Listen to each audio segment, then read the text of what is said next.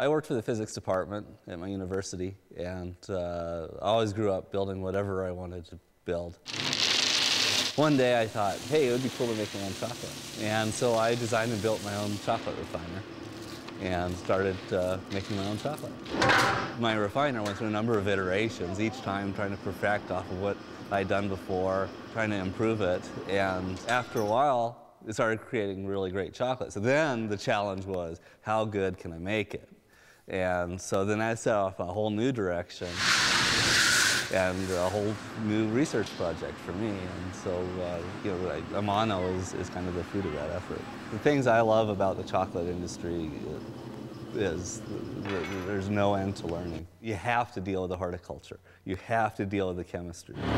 You have to deal with the machinery. You have to deal with all sorts of aspects of the art of actually creating the chocolate. There's only about, I don't know, a dozen to 16 maybe actual chocolate makers in the United States. Of those, just virtually all of them are large industrial conglomerates, ADM, Cargill, Hershey's, Blomer, who makes for M&M Mars, and is kind of a back-end sort of company for a lot of other chocolate factories. The small chocolate industry was bought out during the 20s and 30s. So what we had to do is search the world for not just equipment that would get the job done, but equipment that would bring out the flavors that we were seeking to bring out.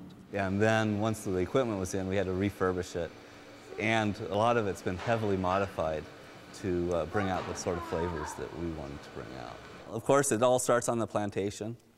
These are cocoa pods. Inside of each cocoa pod is about 40 beans. Every plantation is different. Every farmer brings their own unique take to the chocolate world. It's something that's been ignored generally up until this point, but how the farmer actually grows the trees and how they process the beans. And every farmer has a slightly different technique, which allows you to have uniquely different flavors for every plantation. For our Ocumare bar, which is made from beans from the Ocumare Valley in Venezuela, the chocolate there it's a much more rich chocolatey flavor, but it has beautiful fruity notes such as plum and cherry. The Chiagua bar is rich chocolate flavor, but with emphasis on more spicy notes. Little hints of, maybe cinnamon or similar spices. The Madagascar, we imported from a single plantation in Madagascar. The chocolate's very light, but it's very fruity in flavor. And it's an absolute favorite among pastry chefs. The problem with chocolate is that every step is the most important step. How the beans are roasted is critical. How you grind the beans into what they call chocolate liquor. And it doesn't have alcohol, even though everybody seems to think that it does. All it means is it's just ground up cocoa beans. The types of sugars that you use, and then again how the chocolate is refined until it's smooth. And then of course the real critical step is the conching, which is everybody has their own unique approach to it, and that's one of the great secret artistic steps that pretty much everybody in the industry keeps secret. We were a finalist at the New York Fancy Food Show, which is the largest food trade show in the country. We'd only been out on the market for like 6 months. We're our first time exhibiting at the Fancy Food Show.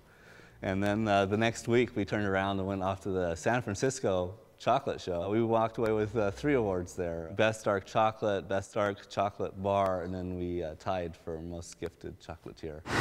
It's really satisfying because of the hard work that we put into building our factory. The amount, as I kind of alluded to earlier, the amount of work is absolutely astronomical. So it's really satisfying to actually get some recognition through the industry in that way. But really the best recognition we get is what we get from people. When people come and tell us how much they enjoy our chocolate, that really means the world to us.